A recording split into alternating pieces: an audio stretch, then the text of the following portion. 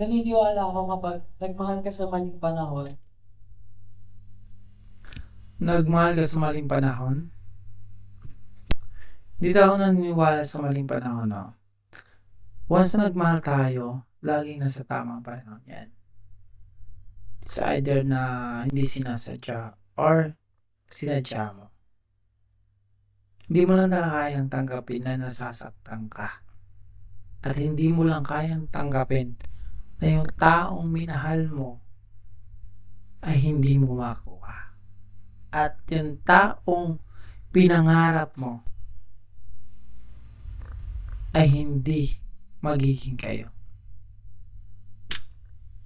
Kahit pa sabihin mo, pwede kayo, ang lagi niyong kakahinat na ay laging masasaktan or laging may iwanan. Pwede kayo masasaktan, may iwanan. Pwede talaga kayo. Kahit sinong tao yan, pwede maging kayo. Nakadepende na lang yan sa kung ano ang desisyon nyo sa bawat isa. Or kung ano magiging desisyon ng taong mahal mo. Masasaktan? Kahit sabihin natin na paghabang buhay kayong magsasama or kayo na talaga sa isa't isa, hindi natin masasabing hindi natin masasaktan ang taong mahal natin. Bakit? Simple lang. Walang perpektong pag-iibigan. Walang perpektong pagsasama. Kasi kung hindi mo siya masasaktan, nako,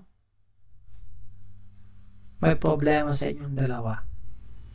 At hindi magiging makulay ang pagsasama nyo or ang pag-iibigan nyo kung hindi kayo mag-aaway or hindi nyo masasaktan ang isa't isa. Hindi magiging matibay ang inyong pagsasama kung hindi nyo kapwa masasaktan ang isa't isa. Kasi bakit? Yung mga sakit na yun, yun yung dahilan kung bakit tumatatag, tumitibay at tumatagal ang pagsasamahan ng taong nagmamahalan. May iwanan? Walang permanente sa mundo. Lahat tayo mawawala. Kaya huwag kang matakot maiwan.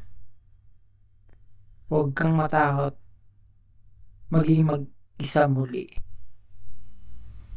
Alam mo kung anong dapat mong katakutan. Yun ay yung sarili mo na mismo ang nang-iwan sa'yo. Yung hindi mo nakilala mismo yung sarili mo. Dahil lubusan ka nasaktan, lubusan mong minahal yung tao. Na alam natin lahat na walang permanente sa mundo. Alam natin lahat na anytime pwedeng mawala ang isang tao sa buhay natin. Masakit masaktan. Hindi pagkakaila. Pero wag na wag mong kakalimutan na mawala ang sarili mo sa'yo. Dahil walang ibang babangon sa'yo kundi ang sarili mo lamang. Kaya, alam niyong nasa maling panahon kayo, bitawan mo na siya kasi hindi siya yung para sa'yo.